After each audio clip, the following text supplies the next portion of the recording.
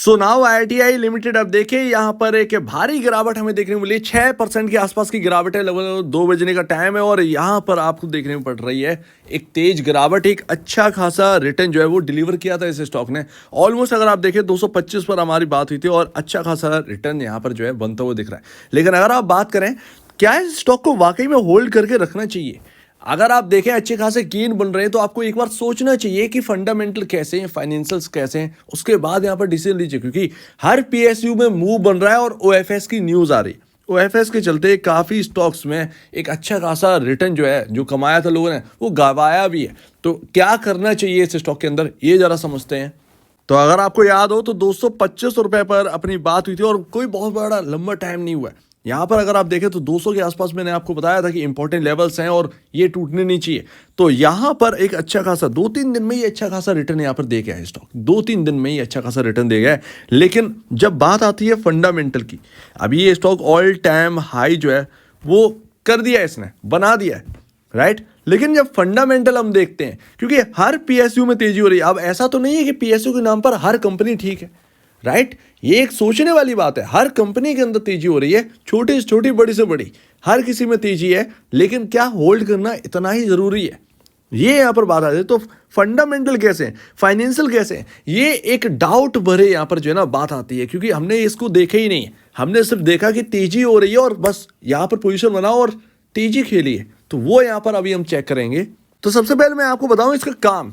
देखिए ITI limited को आप जानते ही होंगे कि किस तरीके का काम है। देखिए टेलीकॉम इक्विपमेंट का काम था, अगर इसका फुल फॉर्म भी देखेंगे तो ये टेलीकॉम से जुड़ी हुई कंपनी है, राइट। लेकिन अब ये थोड़ा सा अपने काम को जो है वो चेंजेस कर रही है, काफ़ी अलग अलग डिफरेंट वर्क के अंदर आ चुकी है कंपनी। लेकिन यहाँ पर जो 11 सितंबर को जो न्यूज़ आई थी वो बहुत इंपॉर्टेंट थी। यहाँ पर आईटीआई लिमिटेड खुद का ब्रांड, यहाँ पर खुद के लैपटॉप डेवलप करने की बात कर रहा है और ऑलमोस्ट यहाँ पर डेवलप कर भी दिया है। स्मैश नाम से इन्होंने लैपटॉप भी लॉन्च कर दिया, या फिर उसके ऊपर कुछ कामकाज चल रहा होगा। बताई जा रही है कि 32,000 रुपये से वो कहीं ना कहीं लैपटॉप जो है स्टार्ट होगा।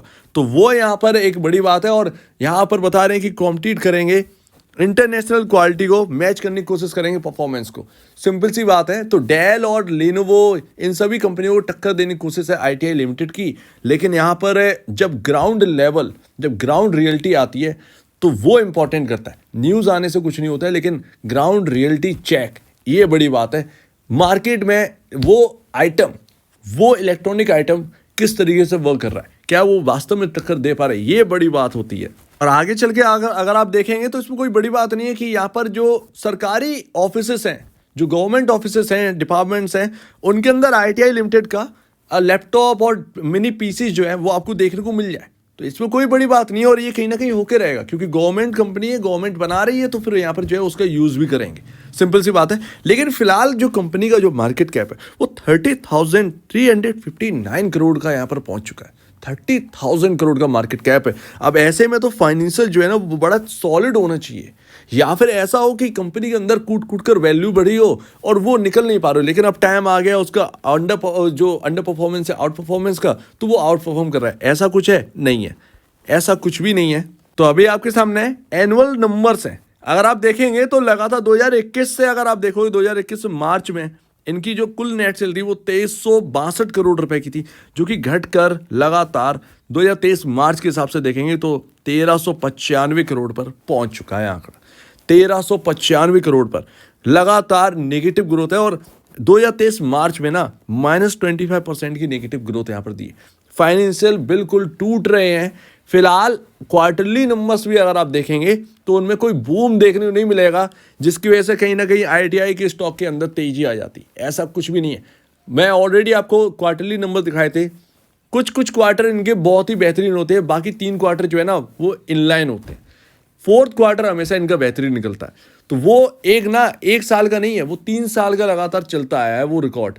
तो उस हिसाब से तो एक क्वार्टर बेहतरीन निकलता है, बाकी 3 क्वार्टर जो है ना वो एक लाइन में रहते हैं, इन लाइन रहते हैं। एक की नेट सेल सेम दूसरे क्वार्टर में वही नेट सेल, सेम तीसरे क्वार्टर में भी वैसी ही नेट सेल यहाँ पर देखने को मिलती है। कंपनी के लॉस की बात करें तो लॉस मेकिंग कंपनी 359 करोड़ का लॉस है।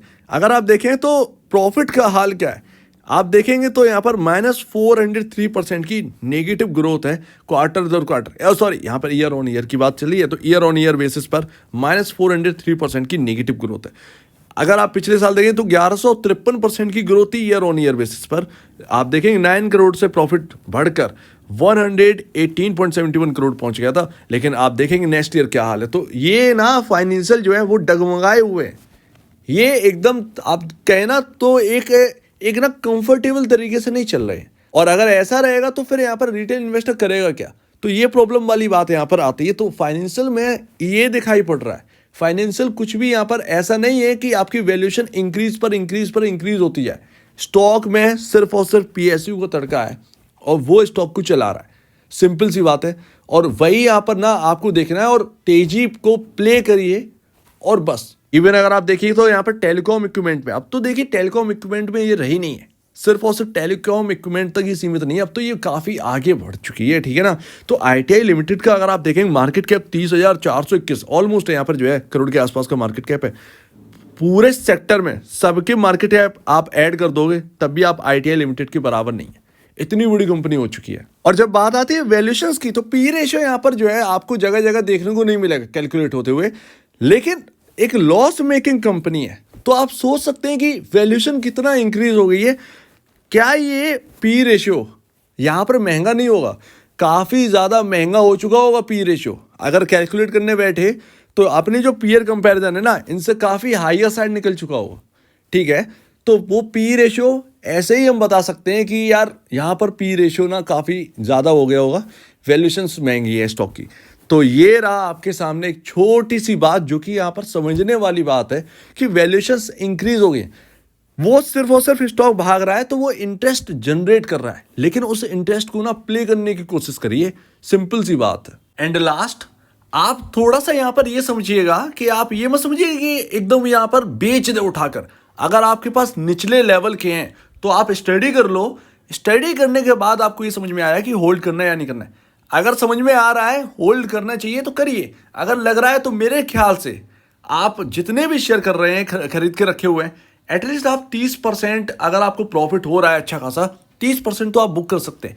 एटलीस्ट जेब में कुछ तो जाना चाहिए, जेब में कुछ तो रखना चाहिए। फिर भले ही गिरावट आ जाए कोई मतलब नहीं, यहां से ये स्टॉक डबल क्यों ना हो जाए, लेकिन मेरे पैसे जो है ना वो कुछ मेरे जेब में रहने चाहिए। जो मैंने रिटर्न बनाया है वो थोड़ा सा जेब में आना चाहिए, ये इंपॉर्टेंट रहनी चाहिए। ये सोच यहां पर रहना चाहिए। किसी भी स्टॉक में अच्छा खासा कोई रिटर्न दे रहा है तो एटलीस्ट थोड़ा सा तो बुक करके रखना ही चाहिए। तो मेरे ख्याल से अगर किसी ने बहुत ही ज्यादा निचले लेवल पर ले रखे हैं, प्लीज यहां पर मेरी बात मत सुनिए, आप खुद भी स्टडी करिए, ठीक है। इससे क्या होता है, कंफर्मेशन जनरेट होता है।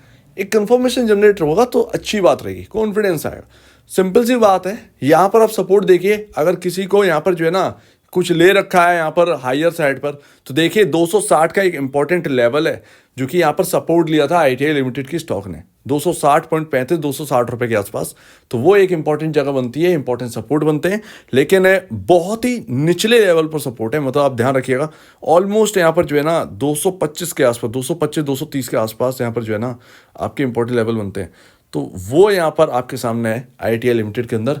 तो मेरे ख्याल से अगर आप लॉन्ग टर्म की सोच रहे हैं, एक बार आप स्टडी कर लीजिए। मैं ये नहीं कह रहा हूँ कि आप बेच दीजिए, अंतर है इसमें, स्टडी करने में और बेचने में, कहने में अंतर है, ठीक है। एक बार आप स्टडी कर लेंगे तो आपको पता चलेगा कि यार करना क्या है एक्चुअल में, तो वो आपको मिल जाएगा। किसी की सुनी सुनाई बातों पर मत जाइए, सिर्फ स्टडी करिए। मैंने आपको कुछ चीज़ें बताई हैं, आप इनको स्टडी करिए तब आपको समझ में आ जाएगा। और अगर अभी है ना किसी को बाय भी करना है, कोई बाय करना चाहता है फिर भी, तो फिर कहाँ करें? 260 ही अच्छी जगह बनती है। अगर वहां तक आता है स्टॉक, क्योंकि गिरावट आ रही है, बाई चांस अगर आता है तो फिर वहां पर आप देखिए एक स्टॉप लॉस रख के, स्टॉप लॉस तो होने ही चाहिए, क्योंकि ये सब प्ले जो हो रहे हैं ना, ये आप समझिए कि ओएफएस भी उसी तरीके से आ रहे हैं, ठीक है, कई कंपनियों में आ चुके हैं। तो वो आप इस बात को समझिए, ओएफएस और ये पता नहीं आएगा या नहीं आएगा, मैं ये नहीं कह रहा हूँ, लेकिन फिलहाल जो है वो सभी में यही सिनेरियो चल रहा है, बुकिंग करी जा रही है। उसमें स्टॉक्स भी यहाँ पर जो है ना अगर निचले लेवल रखे जाते हैं ओएफएस के लिए तो फिर स्टॉक भी गिरता है। तो वो ठीक है, वो पूरी बात है, लेकिन आप स्टडी कर लीजिए। और अगर किसी को खरीदना ही है तो 260 की तरफ देखिएगा। 260 एक सपोर्ट बनता है। मैं ये नहीं कह रहा हूँ कि यहीं से घूम जाएगा, पॉसिबल है कि यहाँ से घूम जाए, तो आपको यहाँ पर जो है ना एक अच्छी जगह मिल जाएगी, ठीक है। वो 320 310 से बेहतर है 260 का लेवल, ये ज़्यादा बेहतर है। थोड़ा सा एक स्टॉप लॉस, छोटा सा स्टॉप लॉस ज़्यादा बेहतर। तो मेरे ख्याल से इस तरीके से काम करना चाहिए। बाकी रिस्क तो है, जिस तरीके से वैल्यूएशन इंक्रीज हुई है बहुत ज़्यादा, वो रिस्क एक जनरेट करती है। सिंपल सी बात है, आप तेजी के चक्कर में हर चीज़ ना भूल जाते हैं लोग, लेकिन वो याद रखना चाहिए। सिंपल सी बात है। तो आपका क्या कहना है इसके ऊपर कमेंट सेक्शन में कहिए, और अब वीडियो देखने के लिए बहुत धन्यवाद दोस्तों।